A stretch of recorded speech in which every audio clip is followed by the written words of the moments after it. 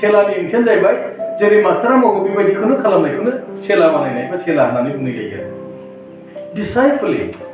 जों डिसाइपल बा सेला बानायनाया दिनै जोबोद इम्परटेन्ट आरो बेनि गेजेरजों खामानि जानायखौ जों नुनो हायो इसोरनि बाथ्राखौ जोङो बुंनांगौ बेनिखायनो बुंबाय बुहुमनि गासै मानसि माहारियानो गासैबो नंजोबा बुंनो थाङोब्ला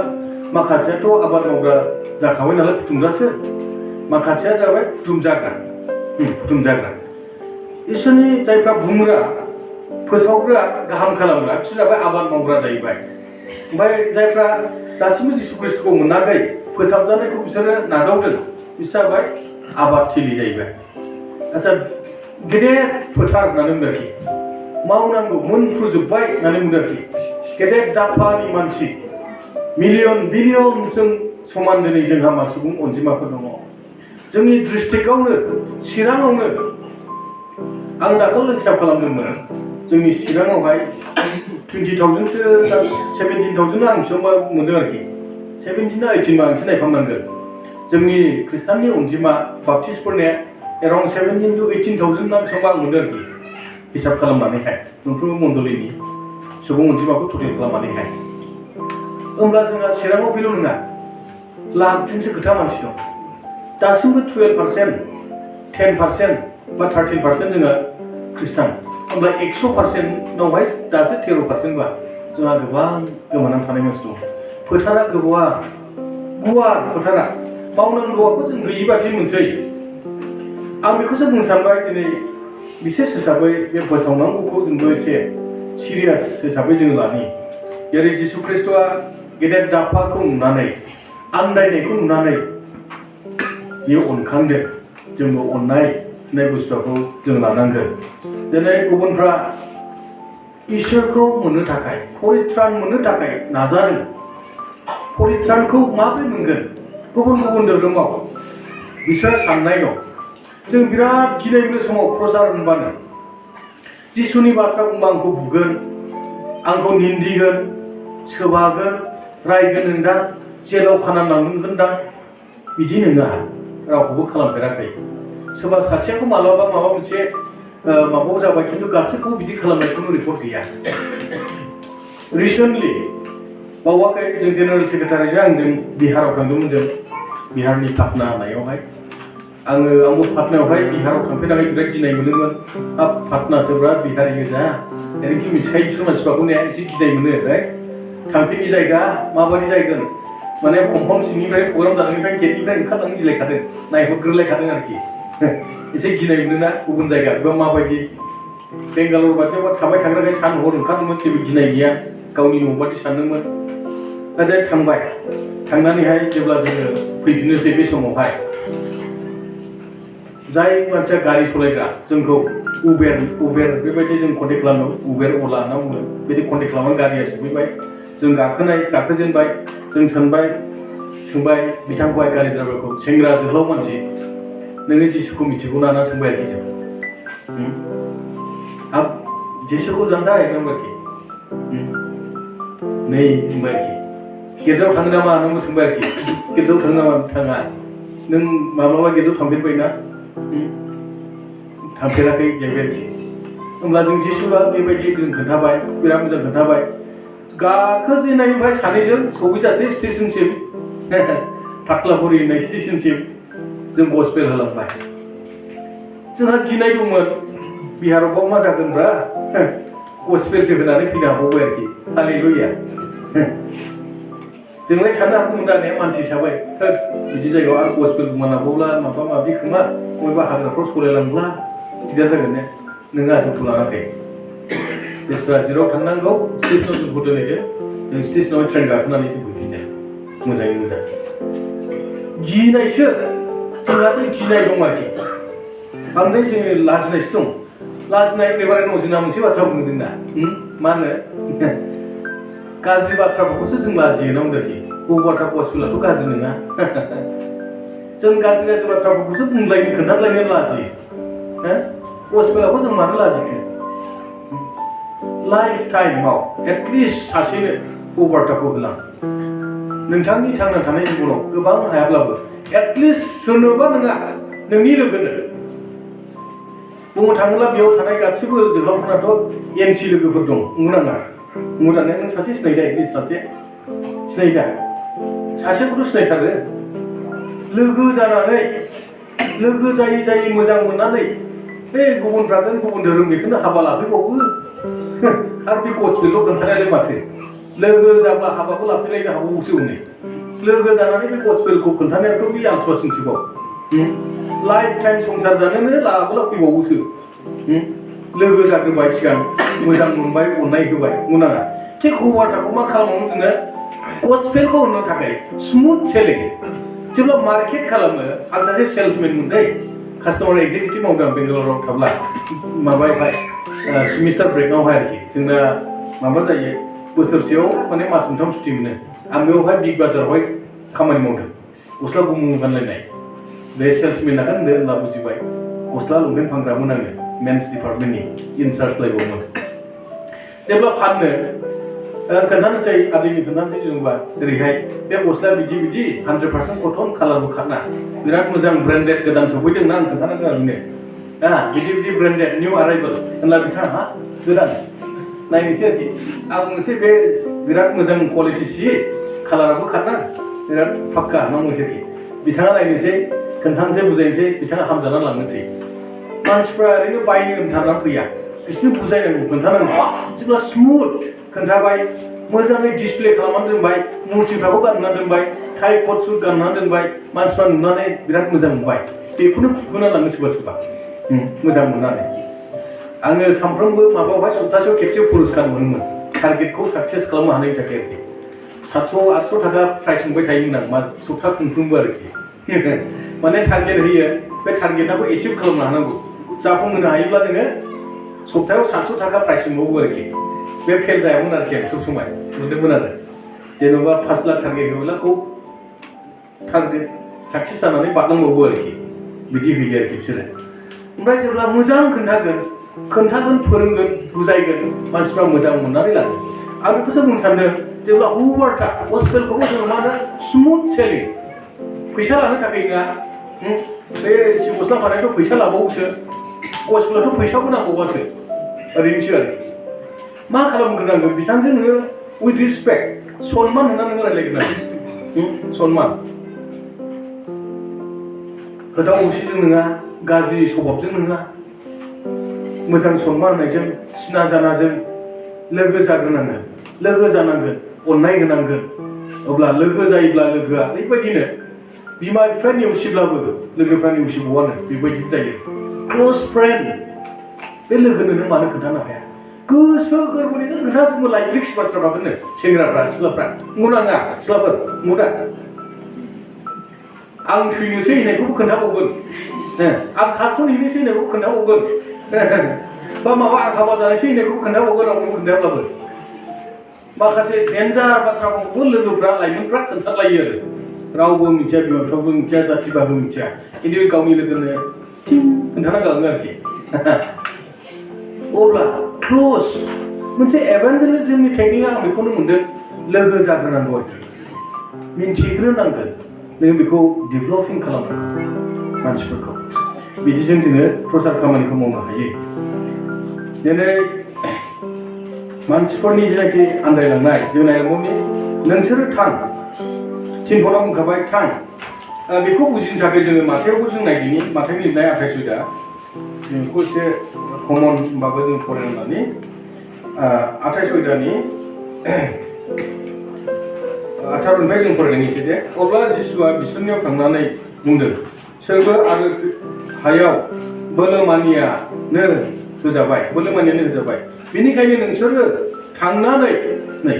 थां होननाय बाथ्रा फार्स्टआव गसपेल बिगिन उइथ गयिं सेथियावनो जों मा जाग्रोनांगोन हौवार्टा होननाय बुस्थुआ ओंखारनांगौ दङ आरोखि थांनांगौ दं थांथारा बे ओरैबायदिसो खालामजानो लुबैबाय गसपेल होनो थाखाय हौवार्टाखौ होनो थाखाय नोंथाङा लोगो बासिनो लागोन हारसिंब्ला एसे आसु जायो समाव एसे गिनायबो मोनो लाजिनायबो मोनो बेनिखायनो सोरबा नोंथांनिजों गोरोबनाय नोंनि लोगोखौ नोङो लोगो खालामनानै ला दिनैहाय जोङो सानथिफुर बाजाराव गसपेल हौवार्टा एटलिस्ट सासेनो बुंनो थांगोन नङाबा सासे मानसिनो जों बाइबेल हैगोन बा बाइबेल ट्रेक होगोन बा लोगो लानानै रायलायगोन जेब्ला नर्थ इस्ट डिभिजनाव खामानि मावदोंमोन मास्टार जोंनि स्टुडेन्टफोरखौ रेलवे स्टेशनाव थांबावजोबोमोन जों रेलवे स्टेशनाव माखासे बाहागो रानखायो आरोखि रेलवे स्टेशनाव थांनांगौ निउ बङाइगाव खायसे बङाइगाव खायसे गवालपारा बास स्टेन्ड जाव माजा बाजा जेबो जायामोन थांनानै बिसोरो बाइबेल ट्रेक रानग्लुंजोबखानायसै बाइबेलबो होनोसै ओमफ्राय दखानबो होनोसै ओमफ्राय नाम लिरना लाबोनांगौ बहाय होदों आरो बेखौहाय उनावहाय फल' अप खौनो बुंनोसै आरोखि थांनानै रायलायदो बाइबेलखौ फरायदोंना फरायाखै सोंनिखां बिदि आरोखि बा बुजिदोंना बुजियाखै माबा खोन्थानायखौ मा सानदों जिसुनि सोमोन्दै थांनानै आरो फल' अप होनांगौमोन आरो दा आं सानदों जोंबो एसे नाजायोब्ला जोंनि भारताव बा जोंनि जायगायावबो आरोबाव बांबावगोन खिन्थु नों आं जुदि जों स्रि थायोब्ला बे प्रसार खामानिखौ मावनायावहाय जोङो निस्सय जोङो एसे खमायगोन बा खम जालांगोन दिनै मोनसे इम्पर्टेन्टआ जाहैबाय इमारजेन्सि निडआ जाहैबाय क्राउड अफ पिपल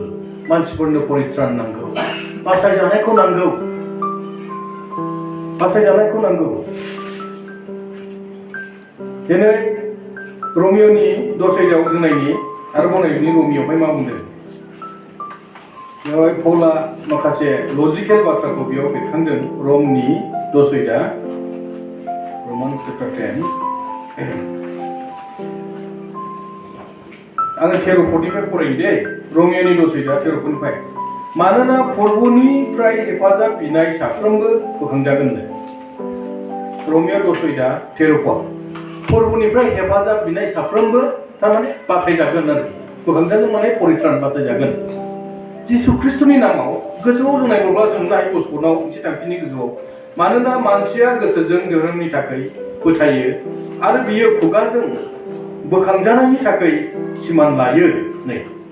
गोसो गोरबोआव जिसुखौ आंनि बासागिरि होनना फोथायबाय नाजावबाय मबेबा अन्थाइखौ इसोर नङा मुर्तिखौ नङा गुबुन मोदाय दावदायखौ नङा जिसुखौनो इसोर होननानै जेब्ला गोसो गोरबोआव नाजावबाय फोथायना लाबाय आरो खुगाजों सिखार लाबाय जिसु ख्रिस्टआ आंनि बासागिरि होननानै ओमफ्राय मा जाबाय बेयावहाय साफ्रोमबो सहाय बिनायफोरखौ आंखौ बासायदो होननाय साफ्रोमबो सहाय बिनायफ्रा बोखांजागोननो बासायजागोन जिसुनि नामावहाय आरोखि आरोबाव जेब्ला जों नाथाय सुथुखौनो नायो आन्थाय बिसोरहा फोथायनाय गैयाब्ला बेखौ माबोरै लिंनो आरो बिसोरो खबरखौ खोनायाखैब्ला माबोरै फोथायनो बिसोरो खोनायाखैनो खौरांखौनो मिथियाखै बिसोरो माबोरै फोथायनो सोरबा सासे खोन्थानांगोन आरो खोथा बायग्रा गैयाब्ला बिसोरो माबोरै खोनानो खोथा बायग्रा गैयाब्ला माबोरै खोनानो बे मानसिफ्रालाय इसोरखौ मोनै मानसिफ्रालाय बुंहैग्रा गैयाब्ला आरोबाव थांब्ला जों नुनो हायो आरो बिसोरनो थोनहरजायाब्ला बिसोरो माबोरै खोथा बायनो मोनसे मण्डलिनि दायथ'आवबो बेरखांदों आरोखि सिगाङाव जाहैबाय फोथायग्राफोरजों एनसिफोरजों आरोखि जेनेबा इसोरखौ मोनै मानसिफोरजों इसोरखौ मोननाय मानसिफ्रा मा होनो थांनानै खोन्थाहैनांगौ थांनांगौ बुंनांगौ जों खोन्थायाब्ला बिसोर जिसुनि सोमोन्दै जेबो मिथिया आरोबाव थोनहरग्राया जाहैबाय आरोबाव माखासे मण्डलि बा नों आंनानो जाहैबाय इसोरनि खामानिनि थाखाय मानसि दैथायहरनाय सानसेखालि आं सासे आदैखौ गासागावनि आदै बर'दिन खाथिखाय फैदों जिरायफैदों आरोखि साहा पानि लोंदों आं सोंदों आरोखि बिथांखौहाय आदै नोंसोरो बर'दिननि सोमोन्दै एसे मिथिगौना नोङो होनना सोंदों आरोखि आं बर'दिना मा होननानै सोंदों आरोखि आं मिथियालै फोदै बर'दिनाबा मा होनना बुंदों आरोखि बियो आं जेबो मिथिया फोदै होनना बुंदों आरोखि आंलाय सानदों जोंनि मण्डलिनिफ्राय ओरै गासागावआ माइकाखौ बिथिंनो हरो बिसोर गासै मिथिजोबोसै जिसुनि सोमोन्दै होननानै सानदोंमोन आं बेजों हरबाय थायो जोंनि खाथियाव संसार जालायो जिसुनि सोमोन्दै मोजां मिथिगौसै होननानै सानदोंमोन आरोखि नाजावाखैल' होननानै आं सानदोंमोन जेब्ला सोंबाय बिथाङा जेबो मिथियाबाय आं मिथिया फोदै नांबाय आरोखि जिसुखौ आं खोनाबाय खिन्थु आं जिसुनि सोमोन्दै जिसुआ मा बेफोरखौ आं जेबो मिथिया फोदै नांबाय आरोखि दा बाथ्रा जाबाय मानसिफ्रा बाथ्राखौ प्रसारखौ प्रपारलि बिसोरो खोनानो मोनाखै they have not heard properly from anybody रावनिफ्रायबो नोंथांनि लोगोआ नोंनिफ्राय मोजाङै बे बाथ्राफोरखौ खोनानो मोनाखै बा सोरनिफ्रायबाबो बे गुरुत्वपूर्णथ' बुस्थुआ माने मोनसे धोरोमनिफ्राय मोनसे धोरोमाव फैनांगौब्ला मोनसेखौ नागारना फैथारनांगौब्ला इसोरखौनो जायखौ बिसोर फोथायो बियो मोजाङै बुजिनांगोन। बेनिखायनो जोङो गाहामै बुजिहोनो थाखाय जों रायलायनांगोन, थांनांगोन, आर'ज खालामनांगोन, खोन्थानांगौआ जोंनि दायथ'। आरो कनभिक्सन फोथायहोनाया इसोरनि गोथार जिउनि खामानि। बिसोर हथादै गोसो सोलायाब्लाबो हयथ' इसोरनि बाथ्राखौ मोननाय मानसिया सम लानानै फैयो। संसारनि माखासे नेमखान्थिफ्रा गोख्रोङै खानानै सैताना आनग्लोब खालामनानै दोनो। बेखौ खेंनो हानाया इसोरनि बाथ्राजोंसो, इसोरनि सक्तिजोंसो। आरोबाव जों मोननो हायो 1 करिन्थियानि 3:9 बुंदों जों गासैबो इसोरनि खामानि मावग्राफोर होननानै जोंखौ बुंदों इसोरा। जों नायदे जों साननो हागौ जोंलाय बोरै मावनो हानाय होननानै साननो हागौ, नाथाय एसे बुजिनो थाखाय 1 करिन्थियानि 3:9 जों फरायनि। मानोना जोङो इसोरनि मावग्राफोर नै नोंसोरो इसोरनि न' लुनाय। 1 करिन्थिया 3:9 मानोना जोङो इसोरनि मावफाग्राफोर। जों गासैबो मा होनो इसोरनि खामानि मावग्राफोरबाबो जाबाय। जोङो बुंनो हादे आंनि दायथ' गैया प्रसार खामानियाव। दिनै नों आंजों जगाजग लालायनानै बे मेम्बारशिप जानानै गस्पेल फेल'शिपनि गेजेरजों दिनै मा खालामनो हादों? दल प्रसार बावैसो बे बोसोराव 1800टा गुबुन फोथायग्राफोरनो जिसुनि बासाइजानायनि सोमोन्दै खोन्थानो हादों। 1800 जन मानसिनो बार्ताखौ होनो हादों। गस्पेल मेम्बार 100 थाखा दैथायहरनायनि गेजेरजों दिनै स्पेसियेल गस्पेल फेल'शिपनि थाखाय दान होनायनि गेजेरजों बे खामानिखौ मावफुंनो हादों। बेयाव नों आरो आं जों बयबो मावग्राफोर जाबाय। आरोबाव बेथेल प्रेयार टावारनि गेजेरजों बेबायदि प्रार्थना खालामनाय, काउन्सिलिं, जब्रा सोखानाय, दासिम गोबां ओरैबायदि बुंनाय प्रेयार टावाराव आर'ज बिजानानै गासै 70 सुबुंफ्रा इसोरनिफ्राय सोखाजानायखौ मोननो हायो। बेथेल प्रेयार टावारनि गेजेरजों दासिमाव बे बोसोरावनो 74 जन मानसिया हिलिं जादों। हालेलुया। इसोरखौ आखाइ खबना बाख्नायनो गैया जोङो। हिलिं सोखाजादों, मिराकल जादों। डक्टरफ्रा सारेन्डार जानाय, मुलिफोरजों गायै बेरामफोरखौ लानानै फैयो। नोंथांमोना निस्सय मिथिगौ, थांब्ला नुहैगोन बेयाव सोरबायदि व्यक्तिफ्रा फैयो। थाखा फैसा गोनांफ्राबो फैयो, थाखा फैसा गारजोब्बाय, मोजां डक्टराव थांबाय, बेमारा गायाखिसै, बिसोर फैयो। सोरबा डिमन पजेस मोदाय बा सेतानजों हमजानाय मानसिफोर, बिसोरखौबो लानानै फैयो। जिनज्रिजों खाना दोननांलायनाय मोजां जानानै थाङो। गुबुन रोखोमनि सोमोनांथाव खामानिफ्रा बे बेथेल टावारनि गेजेरजों जादों। आरो Indo' Bhutan prayer for peace and harmony 7,000 जनसो मानसिफ्रा थांनानै बेवहाय जयै मोनाबिलि बै लावखार ओंखाम जाग्राथिंहाय प्रेयार खालामनाय जादों भुटान हादोरनि थाखाय आरो भारतनि थाखाय। उन्दैसा लोगो फरायसाफोरनि थाखाय प्रार्थना खालामो। बेनिफ्राय मोजां रिजाल्टफोरखौ जों मोननो हाबाय थादों। लेखा रोंनायनि जों मोननो हादों। न'खरनि थाखाय आर'ज खालामनाय, फेमिलि ब्लेसिं पार्टनारशिप, गोबां न'खरफोर दं दिनै बायग्लिलांनाय, बिसोरनि थाखाय आर'जनि गेजेरफोरजों बानजायनायफोरजों गाहाम खालामजाफिननायखौबो जोङो मोननो हादों। आरो प्रेयार वाक, थाबायगिदिंनानै आर'ज खालामबायनाय, बेखौबो जोङो बे माबानि गेजेरजों जों मोननो हादों। आरोबाव क्रुसेड, माखासे रिभाइभेल क्रुसेडफोर खुंबायनाय, जायगा नायनानै बेबायदिबो खालामनायखौ जों मोननो हायो। बे प्रसार खामानियाव जोङो गासैबो मावफाग्राफोर जाबाय। आं बुंनो सानदों जायफ्रा मेम्बार, नोंथांमोनखौ आङो हामबाय होदों गोसो गोरबोजों। नोंथांमोननि बे होनाया ओरैनो थाङाखै। नोंथांमोना बे 100 रां इयारलि जायफ्रा होलांबाय था। आंबो हरनो बोरैबा फैसाबो एसे खमखाय अनजिमाया जोङो बेखौ उनाव हरनायसै होननानै दोननानै एसे दिरि जालायलाङो आंबो दहाय हरफादों बिदोथां आंनिखौ होननानै नोंथांमोनाबो हायोब्ला बे थालांनाय जेनाखि 2022नि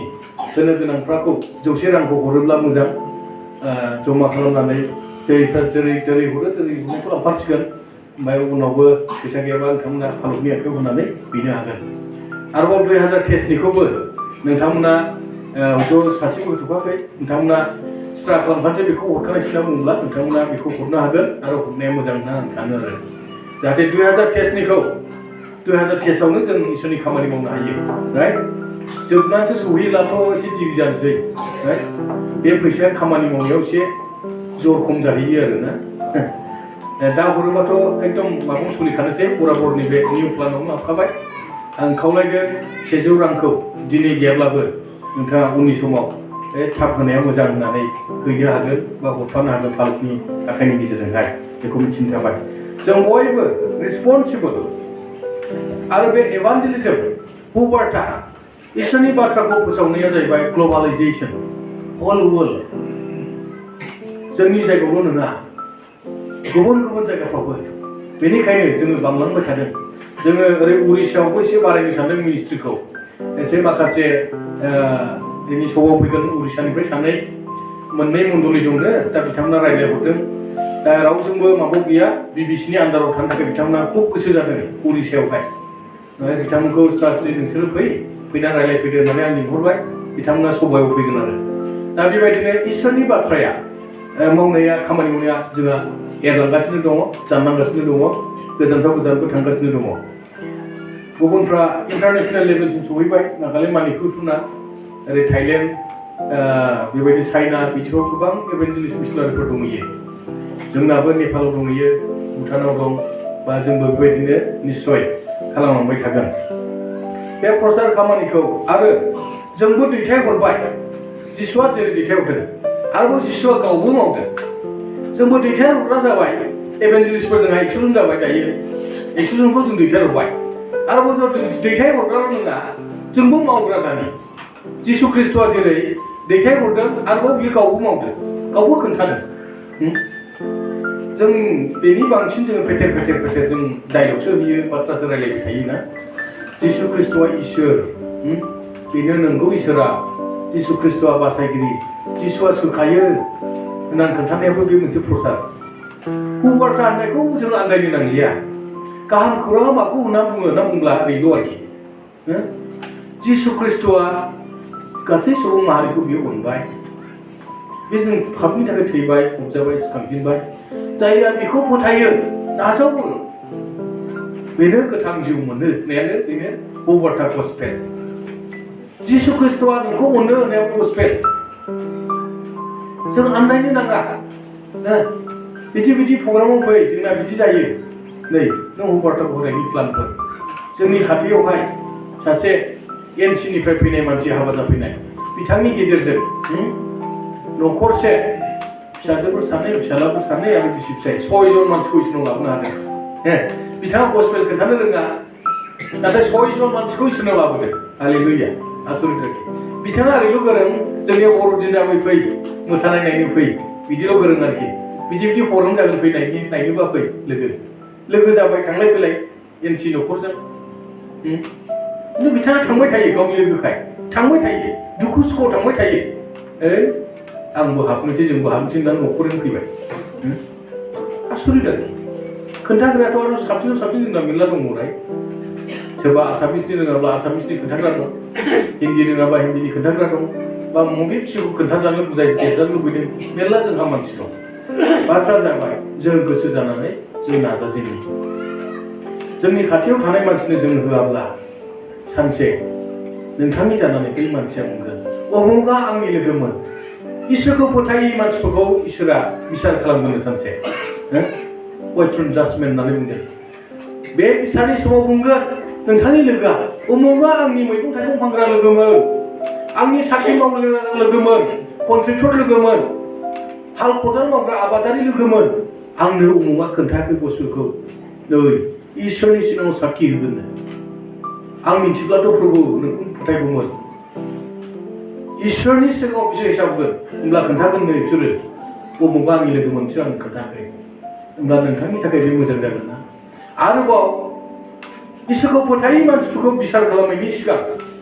इसोरखौ फोथायग्रा मानसिफोरखौ इसोरा बिसार खालामगोन बान्था होनो थाखाय बे समाव नोंथांनि मोननांगौ बान्थाया मा जागोन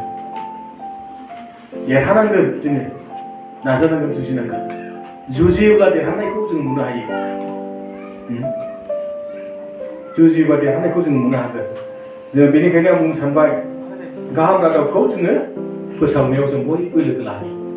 ज'यै प्लान खालामनायजों बेरायबोनाय थाबायदिंनायजों बबेबा थांनायजों नोंनि लोगोफोरखौ बुंनायजों नोंथांनि लोगोखौ बुंनायजों नाजावनाय बिनि खोथा ब्रा दा खालामबाय नाथाय खोन्थानायासो जिसु ख्रिस्ट'आदि इसोर बेखौ मिथिगोन जोंनो मा होदों इसोरा दायथ'आ बुंनो थाखायल' खोन्थानो थाखायल' दायथ' होदों खिन्थु जिसु ख्रिस्ट'खौ नाजावनायनि दायथ'आ बे व्यक्तिनि खामानि आरो इसोरनि खामानि जों ब्रायै जिसु ख्रिस्ट'खौ नाजावनो हाया कनभिक्सन फोथायहोनाय खामानिखौ गोथार जिउआसो खामानि मावो व्यक्तिनि जिबनावहाय नाथाय बुंनायखौ बयनिबो दायथ' होदों आं बेखौनो बुंनो सानबाय दिनै बे गस्पेल फेल'शिप जेनाखि अफारिं डे आरो मेम्बारशिप फल'आपनि गेजेरजोंहाय जोङो जेनाखि आबादथिलि मावनांगौआ गेदेर आरोबाव मोनसे बाथ्रा बुंदों बेनिखायनो आर'ज खालामदों होननानै बुंदों आबादा इसोरनि आबादनि बिफाया इसोर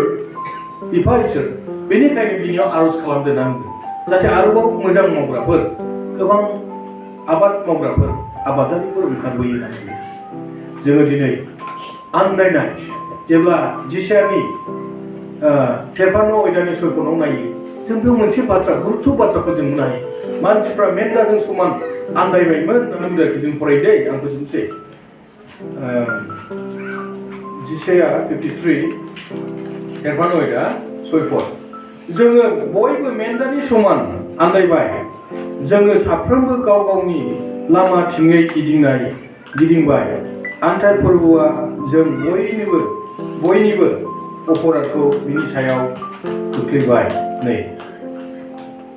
जोंबो मोननो हायो बिसेस हिसाबै जोङो बयबो मेन्दानि समान आन्दायबाय जिसाया 53 verse number 6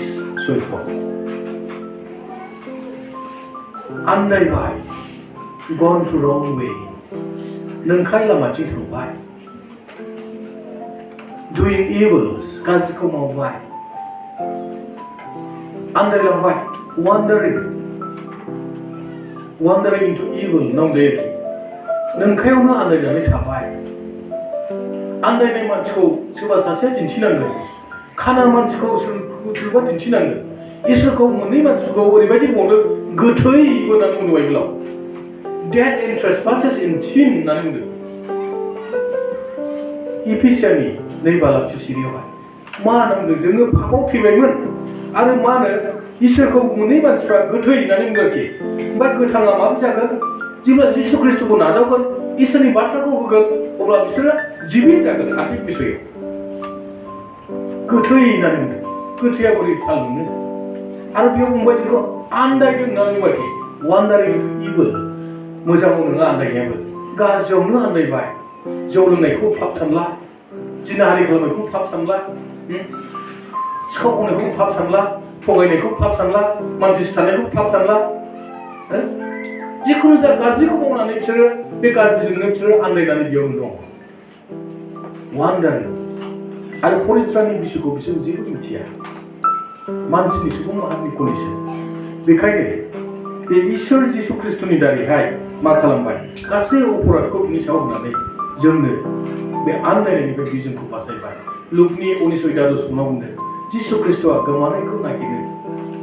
आरो बासायनो थाखाय बिबाय लुक 19:10 जों फरायनि 19:10 बेयाव ओरैबायदि बुंदों मानसिनि बिसा हौवाया उफायनायखौ नागिरनो आरो बासायनो फैबाय लुकनि 19:10 दिनै जाय इसोरा मिशनारि फादार आरो बिफा बिसोरला इसोर जिसु ख्रिस्टआबो आ मिशनारि फादार जोंनि मावग्रा आरो जोंबो लाइक फादार लाइक सन डटार राइट बिफाया जेरै आं सानो आंनि फिसाला आं बायदि जाब्ला हामगौनो आं सानो आरो बिफा गायनाय हयथ' साबसिनबो जागोन खोमा अब्लाबो आं बायदि जाब्लाबो जायो होनना सानो आरोखि दा इसोराबो हयथ' जोंबो सानदों जेरै बिफाया जेरै फिसाफोर ओरै बाथ्रा आखल आखुफोर बुंनायफोर खोथानायफोर बेखौ इसोरा खालामजानो लुबैदों आरो खोन्थानांगौखौ जोंनो दायथ' होबाय आरो बे आन्दायनाय मानसिफोरखौ लाबोफिननो स्राङाव जोंनि बयनिबो दायथ' आफा इसोरा बयखौ बोर होथों नोंथांनि लाइफ टाइमाव खनसेबो बुंथाराखैब्ला आं बेखौसो खावलायनो सानदों बुंनो सानदों नोंथाङा जागायजेन एटलिस्ट जागायनायाव बुंजेननायाव नोंथाङा मोदोम मावनो हागौ दै गिनो हागौ 100 बार साननो हागौ आं बुंबा आंखौ बुगोन नोंदां रायगोन नोंदां बहुद नोंथाङा सानगोन आरोखि गाज्रि जागोन नोंदां माबा मोनसे समयसा फैगोन नोंदां नोंथाङा सानगोन नाथाय बिदि नङा जेबो जाया बुं नोंथाङा बोर मोनगोन इसोरनिफ्राय आशीर्बाद मोनगोन आरो इसोरनि थिननाय बिथोनखौ नोंथाङा मावफुंनाय जाबाय आफा इसोरा बयखौबो बोर होथों आं बेखौनो बुंनानै